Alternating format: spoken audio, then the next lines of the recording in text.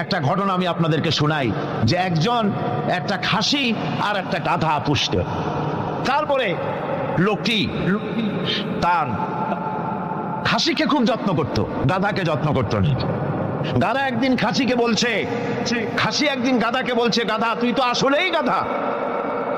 গাধা বলছে, তা আমি তো গাধাই, তা আমার এরকম গাল দিয়ে লাভ কি? গাল দিচ্ছে এই জন্য মালিক আমাকে কত যত্ন করে, তাকে লক্ষ্য করেছো? তোমাকে কিন্তু কোনো যত্ন করে না।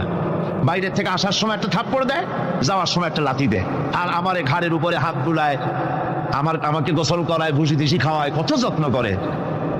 দাদা বলছে, আসলে খাসি তোমার এত যত্ন কেন তাকে তুমি জানো? কয় না, তা তো জানি না। তো তোমার যত্ন বেড়েছে, কোরবানির চাঁদ উঠেছে সেই জন্যে। এই পৃথিবীতে অন্যায় কাজ করার পরেও যারা নাকি পৃথিবীর বুকে সুখ পায়, শান্তি পায়, কোনো জিনিসের অভাব নাই, নেতৃত্ব আছে, ক্ষমতা আছে, বাড়ি আছে, গাড়ি আছে, ইন্ডাস্ট্রি